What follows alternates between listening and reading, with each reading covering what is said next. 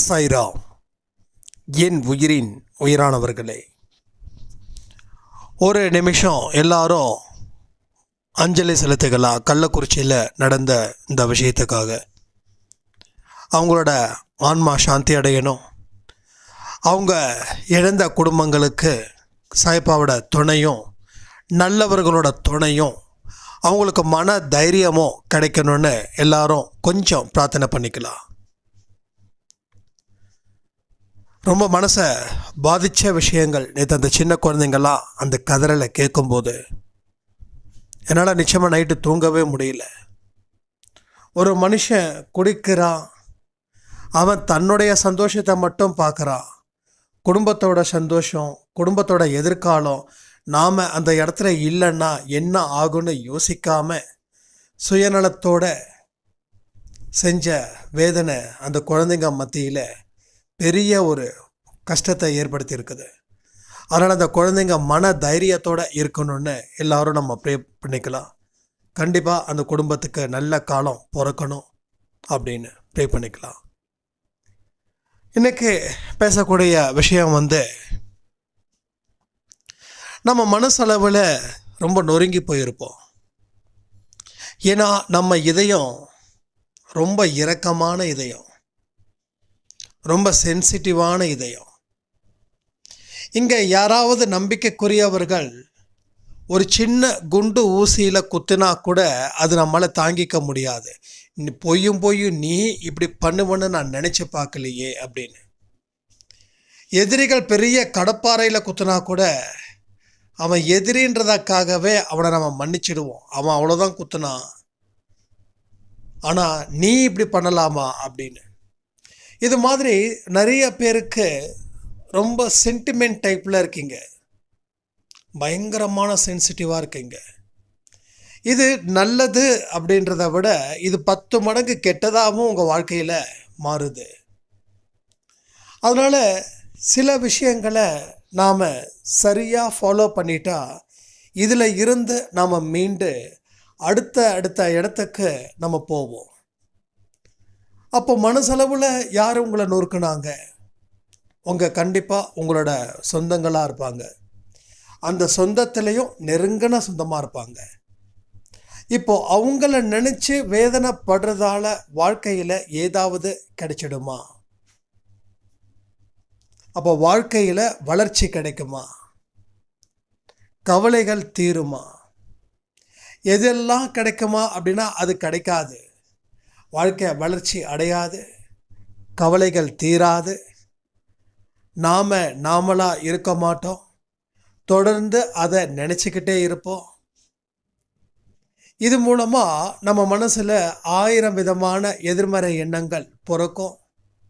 கடவுள்கிட்ட கேட்போம், அங்கேயும் இது மாதிரியான விஷயங்களை தான் நாம் புலம்பிக்கிட்டே இருப்போம். ஸோ எந்த ஒரு இடத்துலையும் நமக்கு நிம்மதி அப்படின்றது இல்லாமல் போகும். இதெல்லாம் எப்போன்னா, என்ன இவங்க காயப்படுத்திட்டாங்க, என்ன இவங்க கஷ்டப்படுத்திட்டாங்க, என்னுடைய நம்பிக்கையை இவங்க கெடுத்தாங்க அப்படின்னு. இது எல்லா ஹியூமனுக்கும் இருக்கக்கூடிய வலி. ஆனால் இந்த வலி உண்மைதான்.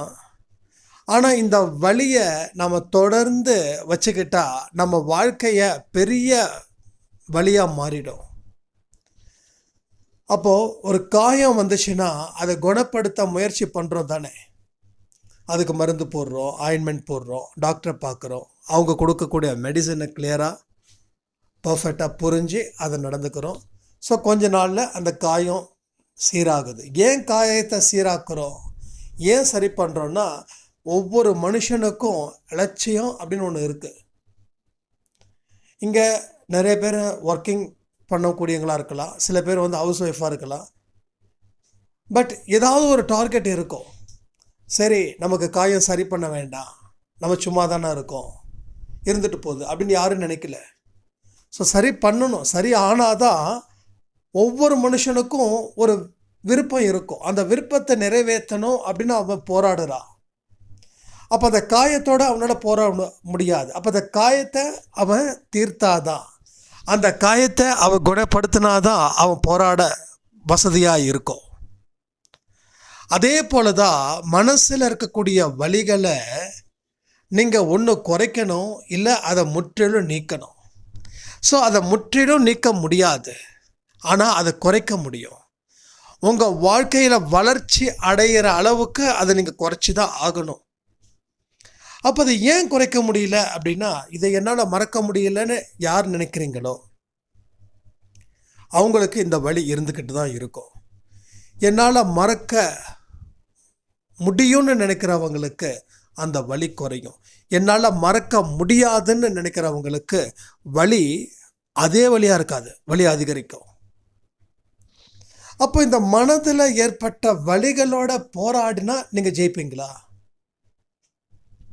உங்களுக்கு வாழணும்னு விருப்பம் இருக்குது. அதை ஏன் சொல்கிறேன்னு தெரியுமா? இப்போ உங்களை விட்டுட்டு யாராவது போகிறாங்க, இல்லை மனதளவில் காயத்தை ஏற்படுத்தினாங்க, வாழ முடியலன்னா நீங்கள் நேரம் இறந்து போயிருப்பீங்க. ஏதாவது ஒன்று பண்ணி இறந்து போயிருப்பீங்க. அப்போ இறக்கலை. அப்போ வாழணுன்றது நியாயம் இருக்குது. பிரபஞ்சம் நினைக்குது, சாயப்பா நினைக்கிறாங்க. இருக்கிற அத்தனை நல்ல உள்ளங்களும் வாழணும்னு அந்த உங்களோட உயிர், உங்கள் ஆன்மா, உங்கள் மனசு, உங்கள் சொல், உங்கள் செயல், உங்கள் புத்தி, உங்கள் உடம்புல இருக்கக்கூடிய கோடிக்கணக்கில் செல்ஸு எல்லாமே நீங்கள் வாழணும்னு நினைக்கிறதால நீங்கள் வாழ்ந்துக்கிட்டு இருக்கீங்க. அப்போது யாராவது நம்மளை ஏமாற்றிட்டாங்கன்னா நம்ம உடனே உயிரை விடலை. அப்போ வாழணுன்ற ஆசை எப்படி வந்தது? அப்போது நம்ம மனசுக்குள்ளே அத்தனையும் வாழணுன்ற ஒரு வைராக்கியம் ஒன்று இருக்குது. அதனால் நம்ம இவ்வளோ வழிகளை இருந்தாலும் நம்ம வாழ்ந்துக்கிட்டு இருக்கோம். அப்போது அந்த வலிகளை குறைக்கணும் அப்படின்னா நம்ம வாழ்க்கையில் நடந்த விஷயத்தை மறக்கணும். இது இவ்வளோதான். அப்போ இது எப்போ தீரும்னா, நமக்குன்னு ஒரு காலம் நிச்சயமாக வரும். அந்த காலம் எப்போ வருதுன்னு நிறைய பேர் கேட்குறீங்க. அந்த காலத்தை எப்போ வேணாலும் வர வைக்கலாம். அது நம்மளுடைய செயல்கள் மூலமாக அது சீக்கிரமாக வருதா, இல்லை வராமல் இருக்குதா, இல்லை மெதுவாக வருமா அப்படின்றத பொறுத்து. அப்போது நம்ம வாழ்க்கையில் முன்னேறுவதற்கு நம்ம போராட்டத்தை தயார் பண்ணால் சாயப்பா உங்களுக்குன்னு ஒரு நல்ல விடிவு காலத்தை கொண்டு வந்து சேர்ப்பார். அப்போ நீங்கள் முன்னேறணுன்ற வெறி,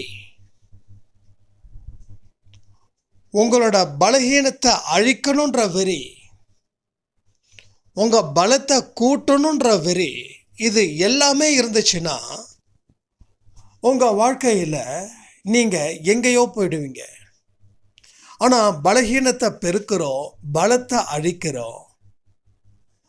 முன்னேறணுன்ற ஒரு விஷயமே இல்லை, என்னமோ வாழ்ந்துக்கிட்டு இருக்க அப்படின்னு ஒரு பேருக்காக ஒரு வாழ்க்கை, அது உப்பு சப்பு இல்லாத ஒரு வாழ்க்கையை வாழ்ந்துக்கிட்டு இருக்கோம். அப்போ இவ்வளோ பலகீனமான மனநிலையில் இருக்கிற நீங்கள், இவ்வளோ பலகீனமான வாழ்க்கையை பார்க்குற நீங்கள், அப்போ அந்த வலியால் இன்னமும் உங்களுக்கு வாழ்க்கை அதிகரிக்கும். எனக்கு வலிக்கக்கூடாது அப்படின்னா அந்த வலி இல்லாமல் இருப்பதற்கு என்னென்ன வழிகள் இருக்கோ அதை செய்யணும். வலிக்கவும் கூடாது, ஆனால் வலியை நான் சரிப்படுத்தவும் மாட்டேன் அப்படின்ற மனநிலையில் தான் இங்கே பல பேர் வாழ்ந்துக்கிட்டு இருக்காங்க. ஸோ வாழ்க்கையும் கடைசி வரைக்கும் பாலைவனமாகவே போயிடுது. எந்த சந்தோஷமும் இல்லை. நீங்கள் சிரிச்சே பல நாட்கள், பல வருஷம் கூட ஆகியிருக்கலாம். ஆனால் பொய்யான சிரிப்பு மூலமாக உங்களையும் மற்றவங்களையும் நீங்கள் ஏமாற்றலாம். ஆனால் மனம் விட்டு சிரிக்கக்கூடிய சிரிப்பை ஒரு நாள் நீங்கள் சிரித்தா கூட உங்களுக்கு ஒவ்வொரு நாளும் ஆயுட்காலம் பெருகும். ஆனால் சிரிக்காமலே இருந்தீங்கன்னா ஒவ்வொரு நாளும் ஆயுட்காலம் குறையும். ஒரு 95 வயசு பெரியவர் நம்ம ஆஃபீஸ்க்கு வந்தார். என்ன சுறுசுறுப்பு, என்ன பேச்சு, அவ்வளோ ஆனந்தமாக இருக்கார். அவரும் நம்ம உலகத்தில் தான் வாழ்ந்துட்டுருக்கார். நான் ரீசெண்ட் டேஸில் தான் அவரை பார்த்தேன். நான் கூட மறந்துட்டேன் அவரை. 2 வருஷத்துக்கு முன்னாடி என்னை வந்து பார்த்தாரு நம்ம ஆஃபீஸில் வேறு ஒரு விஷயமா. மறுபடியும் என்னை வந்து பார்த்து சிரிச்சுக்கிட்டே வந்தார். யாரா அவரு? வாங்க வாங்க அப்படின்னா, என்னப்பா நல்லா இருக்கியான்னாரு. குரல் வந்து பார்த்தா 95 இயர்ஸ், ஆக்சஸ் இது ஸ்கூட்டி டைப்பில் இருக்கக்கூடிய வண்டியில் அப்படியே பொறுமையாக நின்று நிதானமாக அந்த ஹெல்மெட்டை கழட்டி வச்சுட்டு அப்படி வந்தார். ஒரு அரை மணி நேரம் கலகலன்னு நம்ம ஆஃபீஸே கொஞ்சம் ரொம்ப கலகலப்பாக இருந்துச்சு. ஸோ என்னென்னா அவரோட வாழ்க்கையில் வழிகள் இருந்தது. நான் அவர்கிட்ட கேட்டேன், ஏன்னா இவங்க அதாவது நம்ம நிறைய பேர்கிட்ட வாழ்க்கையை கற்றுக்கிறதுக்கு முயற்சி பண்ணலைங்க, குறை சொல்ல தான் முயற்சி பண்ணுறோம். ஒரு மனுஷனோட வாழ்க்கை என்ன, அவன் எப்படி கடந்து வந்தான், என்ன பாடத்தை நம்ம இவங்கிட்டேருந்து தெரிஞ்சுக்கிட்டோம் அப்படின்னு யாருமே விரும்பலை. நீங்கள் யாரை விரும்புகிறீங்கன்னா, ஒரு பெரிய ஹை செலிப்ரிட்டியாக இருக்கிறவங்க, ஒரு தத்துவ ஞானிகள், இவங்களோட வாழ்க்கையை தெரிஞ்சுக்கணும்னு நினைக்கிறீங்க. நீங்கள் தெரிஞ்சுக்கிறது தப்பு இல்லை, ஓகே, நீங்கள் தெரிஞ்சுக்கிறது தப்பு இல்லை. ஆனால் இன்னும் சில பேரை, இன்னும் பல பேரை தெரிஞ்சுக்காமல் இருக்கீங்க பாருங்கள், அதுதான் தப்பு. உங்கள் வீட்டில் 4 பேர் இருக்காங்கன்னா அந்த 4 பேரோட வாழ்க்கையை நீங்கள் அவங்கக்கிட்ட கேட்க வேண்டாம். சும்மா அப்படியே பாருங்கள் எப்படி அப்படின்னு மட்டும் கேளுங்க. நீங்கள் எப்படின்னு கேட்டாவே அந்த மனுஷனோட உழைப்பு தெரியும், அந்த மனுஷனோட பொறுமை தெரியும். அப்போது நம்ம வாழ்க்கைக்கு எதெல்லாம் நமக்கு தேவை இந்த மனுஷன்கிட்ட இருந்துன்னு நம்ம ஈஸியாக கற்றுக்கலாம். ஆனால் நாம் என்ன பண்ணுறோம், குறை சொல்கிறதில்ல ரொம்ப தயாராக இருக்கும். அந்த பெரியவர்கிட்ட நான் கற்றுக்கிட்ட பாடம், இன்றைக்கும் காலையில் 4 மணிக்கு எழுந்திரிச்சு தான் வேலையை தானே செஞ்சுக்கிறார். 10 வருஷத்துக்கு முன்னாடி அவங்க மனைவி இறந்துட்டாங்க, 10 வருஷத்துக்கு முன்னாடி. ஸோ எனக்குமே ஆண்கள் பொறுத்த வரைக்கும் மனைவி இறந்துட்டாங்கன்னா அவங்களால அவ்வளோ சீக்கிரம் மீதி இருக்கக்கூடிய வாழ்க்கையை கடக்க முடியாது. இது நான் நிறைய பேர்கிட்ட பார்த்துருக்கேன். பாட்டிகள்லாம் 90 ஈஸியாக கடப்பாங்க, ஆனால் தாத்தாக்கள் 90 ஈஸியாக கடப்பதுன்றது ரொம்ப கஷ்டம். அது ரொம்ப ரொம்ப கஷ்டம். அதுவும் மனைவி இல்லாத பாட்டி இல்லாத தாத்தாக்களை சொல்கிறேன். ஸோ பாட்டி இறந்துட்டாங்கன்னா மேக்ஸிமம் 5 இயர்ஸ் தான். ஏன்னா அவங்களால முடியாது டோட்டலாக. அவங்களோட அப்போ தான் அவங்களுக்கு தெரியும் நம்மளை பார்த்துக்க யாருமே இல்லைன்னு. ஆனால் பாட்டி, எந்த பாட்டியும் அப்படி புலம்ப மாட்டாங்க. ஆனால் தாத்தாக்கள் வெளியில் சொல்ல மாட்டாங்க, மனசுக்குள்ளேயே புலம்புவாங்க. ஆனால் இவர் 10-12 வருஷம் அதே அதே இது. அவர் ஏகப்பட்டதை இழந்தார், ஆனால் எல்லாத்தையும் கடந்தார். இழந்ததாலேயோ கடந்ததாலேயோ இப்போ வந்து நின்னார். அந்த மாதிரியான மன வலிமை நமக்கு இங்கே இருக்கணும். அப்போ அவர் எங்கேயுமே மனதளவில் பலகீனமாக இல்லை. நிறைய மந்திரம் சொல்கிறாரு, நிறைய விஷயங்களை பேசுகிறாரு. இதே போல் இதுக்கு முன்னாடியும் ஒரு தாத்தாவை நான் பார்த்தேன். ஆனால் அவர் இறந்தது 96 97. இன்றைக்கி அவரை மாதிரியே ஒருத்தரை நான் ரீசெண்ட் டேஸில், அது 2 நாளைக்கு முன்னாடி நினைக்கிறேன், நான் பார்க்கும்போது எனக்கு உண்மையிலே சொல்கிறேன், என்ன மாதிரியான ஒரு ரோல் மாடல் நமக்கு. நம்மளாம் 40 தாண்டும் போதோ இல்லை 50 தாண்டும் போதோ வயசாகிடுச்சு அப்படின்னு நினச்சி நமக்குள்ளே நம்ம காம்ப்ரமைஸ் பண்ணிக்கிறோம். வயசான நோய்கள் வரதானே செய்யும் அப்படின்னு. நோய்கள் வந்துடுச்சு, அதை தடுக்கணுன்றது யாருக்கும் தெரியல. வந்தால் பார்த்துக்கலாம், மாத்திரை இருக்கிறவருக்கு பிரச்சனையே இல்லை அப்படின்னு. அப்படி இருக்கக்கூடாது. என்றைக்குமே நம்மளை நாம் நம்பாமல் அடுத்ததை நம்ப ஆரம்பிச்சிட்டாவே அன்றைக்கே நம்மளை விட்டுட்டு எல்லாமே போயிடுச்சுன்னு அர்த்தம். ஸோ நம்ம உறுதியான மனநிலையில் இருக்கணும். எதுவாக இருக்கட்டும், எல்லாத்துக்கும் வழி இருக்குது. ஆனால் நம்மால் என்ன செய்ய முடியுமோ அதை செய்ய முடிகிற அளவுக்கு நாம காப்பாற்றிக்க வேண்டிய பொறுப்பு நமக்கு இருக்குதுன்றது தெரிகிற வரைக்கும் உங்கள் வாழ்க்கையில் யாராலையும் உங்களை அசைக்க முடியாது. ஆனால் நம்ம பொறுப்பு நமக்கு இல்லை அப்படின்னு நீங்கள் முடிவு பண்ணிட்டா உங்களை யாராலையும் காப்பாற்றவும் முடியாது. அப்போது இது எல்லாமே உங்கள் வாழ்க்கையில் நீங்கள் கற்றுக்க வேண்டிய பாடங்கள். எந்த மனுஷங்க மூலமாக கூட இருக்கட்டும். ரோட்டில் ஒரு சாதாரண மனுஷன், ஒரு தெரு வியாபாரி இல்லை தள்ளுவண்டி வியாபாரி ஏதாவது விற்றுட்டு போனால் கூட கவனிச்சு பாருங்க. இவர் இப்படியே போகிறாரு, எத்தனை தெருவுக்கு போவார், எவ்வளோ ரூபா எவ்வளோக்கு விற்பார், இதில் எவ்வளோக்கு லாபம் இருக்கும், அவரோட குடும்பத்தில் இருக்கக்கூடிய பிரச்சனைகள் இல்லாமலாம் இருக்கும், அவர் சந்தோஷமாக விற்கிறாரா, இல்லை வறுமைக்காக விற்கிறாரா, இல்லை ஜஸ்ட் ஒரு டைம் பாஸ்க்காக பண்ணுறாரா,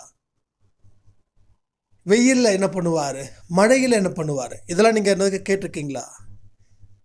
நீங்கள் முதல்ல அவங்கக்கிட்ட கேட்டிருக்கீங்களா? நான் நிறைய பேர்கிட்ட கேட்பேன், நான் துருவி கேட்பேன். நம்ம நேட்டிவ் பிளேஸில் ஒரு வயசான பாட்டியம்மா, அவங்களுக்கு ஐ திங்க் ஒரு 70க்கு மேலே இருக்கும். அவங்க காலையில் 7 மணி 7:30 மணிக்கு நம்ம வீட்டு வாசலில் வந்து ஒரு பப்பாளி, அப்புறம் இந்த பச்சை பயிறு, பாசிப்பயிறு, இது மாதிரிலாம் நல்லா சூப்பராக நல்ல குவாலிட்டியாக இருக்கும். இப்போ நான் போன வருஷமாக நான் அவங்கள பார்த்தேன்.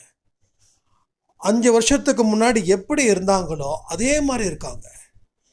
நான் வந்து எனக்கு கண்ணாடி முன்னாடி நான் பார்க்குறேன். 5 வருஷத்துக்கு முன்னாடி நான் எப்படி இருந்தேன்னா ஒல்லியாக இருந்தேன், 74 75 கிலோவில் இருந்தேன். ஆனால் இப்போது நான் கண்ணாடியில் பார்க்குறேன் 82 கிலோ நான் இருக்கேன். உடம்புலாம் ஊதுன மாதிரி ஆயிடுச்சு. சீரியஸாக இவ்வளோ தூரம் வாக்கிங் பண்ணியும் ஒர்க் அவுட் பண்ணியும் இப்படி இருக்க அப்படின்னா அந்த அளவுக்கு நமக்கு சோம்பேறித்தனமும் ஜாஸ்தி ஆகுதுன்னு அர்த்தம். ஆனால் அவங்க 5 வருஷத்துக்கு முன்னாடி பார்த்த பாட்டிமா மறுபடியும் அதே மாதிரி அப்படியே கரெக்டாக அதே மாதிரி இருக்காங்க. அதே மாதிரி அந்த பேச்சில் கூட தெளிவு இருக்குது, அந்த குரல் கம்பீரமான குரல். ஸோ என்ன ஆகுதுன்னா அவங்க பலத்தை தன்னுடைய செயல்கள் மூலமாக அதை பெருக்கிக்கிட்டே இருக்காங்க. ஸோ வயசு ஆக ஆக பலம் குறையுது இல்லை, ஆனால் இங்கே வயசு ஆக ஆக பலமும் அதிகரிக்குது. அதாவது மனதைரியம், மனோபலம், இது எல்லாம் அதிகரிக்குது. ஆனால் பலருக்கு வீட்டில் நமக்கு எந்த பிரச்சனையும் கிடையாது. ஏதோ நம்ம குழந்தைங்கள்லாம் சம்பாதிக்கிறாங்க, போகிறாங்க வராங்க, என் பேரன் சம்பாதிக்கிறான், பேத்தி சம்பாதிக்கிறான், மாதம் 10,000 எனக்கு கொடுக்குறாங்க, 20,000 கொடுக்குறாங்க, இவங்களுக்கு பயம் இருக்குது. ஆனால் தெருவில் நடக்கிற அந்த பாட்டிக்கு பயமே கிடையாது. நல்லா யோசிச்சு பாருங்க. ஏசி ரூமில் இருக்கிற பாட்டிமாவுக்கு பயம் இருக்குது, ஆனால் வெயிலில் தலையில் சுமந்துக்கிட்டு இருக்கிற பாட்டிமாவுக்கு பயம் இல்லை. ஏசியில் இருக்கிற பாட்டிமாவுக்கு நிம்மதி கிடையாது.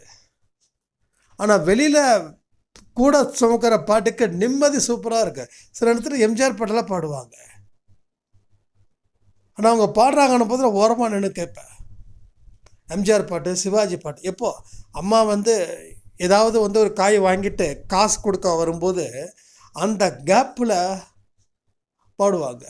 அதில் ஒரு பாட்டு எனக்கு சரியாக புரியல, அது என்னமோ பாட்டு, என்னமோ ஒரு பாட்டு சரியாக டக்குன்னு ஞாபகம் இல்லை. ஞாபகம் வந்தால் நான் உங்களுக்கு சொல்கிறேன், அதாவது கமெண்ட்டில் கேளுங்க, எனக்கு வந்துருச்சான்னு கூட. நந்தவனத்தில் ஒரு ஆண்டி, நந்தவனத்தில் ஒரு ஆண்டி, நாளும் தெரிஞ்சவர், என்னமோ வரும் அந்த இன்னும் பாட்டிம்மா செமையாக பாடுறீங்க நீங்கண்ணா. இதான்ப்பா பாடுறது. அப்போல்லாம் நான் வயலில் எப்படி தெரியுமா வேலை செஞ்சேன், இப்போ எங்கப்பா வயசாகிடுச்சுப்பா. எனக்கு ஷாக்கிங்காக இருக்குது. இப்போயும் அந்த அம்மா வேலை செய்கிறாங்க, சம்பாதிக்கிறாங்க, குடும்பத்துக்கு ஒரு வருமானத்தை இது பண்ணுறாங்க. அப்போல்லாம் நான் எப்படி வேலை செஞ்சேன் பார்த்தியா, இப்போ பாரு ஒன்றுமே இல்லைப்பா அப்படின்னாங்க. நான் தான் சொன்னேன், பாட்டிமா நீங்கள் இருக்கிற அளவுக்கு நாங்கள் இருப்போமான்னு தெரியல. அப்போ தான் சொன்னாங்க, இல்லைப்பா அப்படிலாம் சொல்லக்கூடாது, நம்ம என்றைக்கும் அது மாதிரி எப்பயுமே சொல்லக்கூடாது. நம்ம சொல்லி தான் நம்ம எதுவுமே செய்ய முடியாத அளவுக்கு போயிட்டோன்னா. எனக்கு 5 வருஷத்துக்கு முன்னாடியே அட்வைஸ் கொடுத்த மாதிரி எனக்கு கொடுத்தாங்க அவங்க. இப்போல்லாம் இதை சொல்ல தான் நானே இதை ரிமைண்ட் பண்ணுறேன். எனக்கே இது ரொம்ப இன்ஸ்பிரேஷனாக இருக்குது. அந்த பாட்டிமாவோ அன்றைக்கி வந்து தாத்தாவையோ நினைக்கும் போது நம்மலாம் ஒன்றுத்துக்கும் இல்லை கம்பேர் பண்ணும்போது, அவங்களோட கம்பேர் பண்ணும்போது ஒன்றுத்துக்கும் கிடையாது, 0. 5 மணிக்கு ஆரத்தி எடுக்க சொன்னால் என்னால் முடியாதுன்ற ஒரு வார்த்தையை மட்டும் ரொம்ப தெளிவாக வச்சுக்கிட்டோம். ஆனால் முடியுன்ற வார்த்தை மறந்தே போயிட்டோம். பார்த்தீங்களா, முடியாது, 5 மணிக்கு முடியாது. அப்போ எத்தனை மணிக்கு, எப்போ முடியுதோ அப்போ எடுப்பேன், முடியலன்னா எடுக்க மாட்டேன். ஆரத்தி சச்சரிதம் படிக்கலான்னு நினச்சேன், மத்தியானம் படிக்கலான்னு நினச்சேன், அதுக்குள்ளே மத்தியானம் வேலை வந்துருச்சு, அப்புறம் மத்தியானம் லஞ்ச் வந்துருச்சு. சரி, சாப்பிட்டு கொஞ்ச நேரம் தூங்கிட்டு படிக்கலான்னு பார்த்தேன்.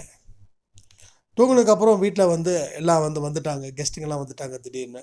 சரி, சாயந்தரமாவது படிக்கலான்னு பார்த்தேன். சாயந்தரம் எங்கே டீ போடுறதுக்கும் காஃபி போடுறதுக்கும் நேரம் சரியாயிடுச்சு. சரி, நைட்டு படிக்கலான்னு பார்த்தேன். அதுக்குள்ளேயே சாப்பிட்ற நேரம் வந்துருச்சு. சரி, தூங்குறதுக்கு முன்னாடி படிச்சுட்டு படிக்கலான்னு பார்த்தேன். புக்கை திறந்தால் கண்ணு சொக்குது, தூங்கிட்டேன். என்ன ஒரு அலட்சியமான பதில்! இங்கே பாருங்க, நான் உங்களை சொல்லலை, நான் என்ன சொல்கிறேன். ஏன்னா உங்களை சொன்னால் உங்களுக்கு கோபம் வரும். நான் என்ன சொல்கிறேன், நீங்கள் கோவப்படாதீங்க. நான் என்ன மட்டும்தான் இங்கே சொல்கிறேன். என்ன அப்போ சாயப்பன் இங்கே எங்கேயாவது ஓடி போயிட்டு போகிறாரா என்ன? இல்லை நான் தான் இங்கே ஓடி போயிட்டு போகிறேன்னா? இல்லை அது உலகம் அழிஞ்சிட்டு போதா? இன்றைக்கு இல்லைன்னா நாளைக்கு. இன்று இல்லை நாளை. இதை என்னென்னா நம்ம கண்ணு முன்னாடி எழுதிக்கணும். எழுதிக்கிட்டா நம்ம என்றைக்குமே அதை செய்ய வேண்டிய அவசியமே இல்லை. நாளைக்கு பார்த்துக்கலாம், நாளைக்கு என்ன பார்த்துக்கலாம், நாளைக்குன்ற ஒரு விஷயத்த ஒருத்தன் என்னைக்கு மந்திர மாதிரி சொல்கிறானோ அவனுக்கு நாளை என்பது அவனுக்கு மட்டும்தான் இல்லை. நாளைக்கு பார்த்துக்கலான்னு யாரெல்லாம் சொல்கிறாங்களோ உங்களுக்கு நாளை என்பதே இல்லைங்க. நான் அடித்து சொல்கிறேன். இதை எல்லாத்தையும் நாம் சீரியஸாக என்னைக்கு எடுத்துக்க போகிறோன்னு எனக்கு தெரியல. கேட்குற உங்களுக்காவது தெரியுதான்னு கொஞ்சம் சொல்லுங்கள். அப்போ எல்லாத்தையும் நம்ம செய்ய மாட்டோம், எதையும் செய்ய மாட்டோம். வாழ்க்கையில் முக்கியம் எது, முக்கியம் எது இல்லை, எது இருக்குதுன்றத விஷயம் கூட நமக்கு புரியாது. ஆனால் நமக்கு எல்லாமே வேணும். எதையும் செய்ய மாட்டேன், எனக்கு ரிசல்ட்டு கொடு. ஆனால் நம்மளுடைய முக்கியமான விஷயத்தை மட்டும் விட மாட்டோம். சாப்பிட்றது, தூங்குறது, அரட்டடிக்கிறது, ஃபோனில் பேசுறது, என்டர்டெயின்மெண்ட் பண்ணுறது, இதை நம்ம விட மாட்டோம். ஆனால் தேவையான எந்த ஒரு விஷயமும் நாளைக்கு பார்த்துக்கலாம். இதெல்லாம் ரொம்ப ரொம்ப மறுபடியும் நான் சொல்கிறேன், அலட்சியப்படுத்தினா உங்கள் வாழ்க்கை உங்களுக்கு தான் தோக்கும். புரிஞ்சுக்கோங்க. கடவுள் பார்த்துக்கிட்டே இருப்பார். இவன் இந்த ஜென்மத்துக்கு தேர மாட்டான், அதனால் இவனுக்கு கொடுக்க வேண்டியதெல்லாம் மூட்டை கட்டி ஒரு ஓரமாக வச்சிடலாம். இவன் இந்த ஜென்மத்தை முடிச்சுட்டு அடுத்த ஜென்மத்தில் இவனுக்குன்னு ஒரு ஏஜ் வரும், ஒரு 20 வருஷத்துக்கு அப்புறம். ஏன்னா குழந்தையா பிறந்த உடனே எல்லாமே வராது இல்லையா? அது குழந்தை பருவத்தை பொறுத்து பார்ப்பார். அதுக்கப்புறம் குழந்தை பருவத்தை தாண்டி 16, 17, 20, 22 வயசு ஸ்கூல் முடித்து காலேஜ் முடித்து வேலைக்கு போகும்போது ஒரு மனுஷனுக்கு எப்போ கம்ப்ளீட் ஆகுதுன்னா திருமணம் டைமில் தான் அவன் வாழ்க்கை கம்ப்ளீட் ஆகுது. அப்போ தான் அவனுக்கு கர்மா சூடும். அப்போ 20, 22, 25 வருஷம் நீங்கள் உலகத்தை அப்போ தான் நீங்கள் பார்க்குறீங்க. அது வரைக்கும் நீங்கள் பார்த்ததெல்லாம் மாயை. அதுக்கப்புறம் தான் உலகம்னா இப்படியா அப்படின்னு மூக்க மேலே விரல வைப்போம். அதில் நிறைய வழி வரும். அதுக்கப்புறம் கடவுளை தேடுவோம். அப்போ தான் கடவுள் மறுபடியும் நிற்பார். எப்போ இதெல்லாம் பண்ண அதெல்லாம் செய்யணும். அந்த ஜென்மத்திலேயாவது பண்ணானா கொடுப்போம், இல்லைன்னா மூட்டை கட்டி வச்சுப்போம். இன்னும் எல்லாம் லட்சம் வருஷம் இருக்குது ஒவ்வொரு மனுஷனும் பிறக்கிறதுக்கு இறக்கிறதுக்கு. இந்த கணக்கின்படி தான் அவர் உங்களுக்கு சேர வேண்டிய அத்தனையும் மூட்டை கட்டி வச்சிருப்பார், மறுபடியும் எடுத்துகிட்டு போயிடுவார். இவன் இந்த ஜென்மத்தில் ஆகாதுப்பா அப்படின்னு சொல்லி. ஸோ இந்த ஜென்மத்தில் எல்லாமே உங்களுக்கு பெறணும் அப்படின்றா இந்த ஆடியோவில் இருக்கக்கூடிய விஷயத்தை நீங்கள் யோசித்து பார்த்து முடிவு பண்ணுங்கள். உங்கள் வாழ்க்கை உங்கள் கையிலன்னு சொல்லி இந்த ஆடியோவை நான் முடிக்கிறேன். ஜெய் சாய்ராம்.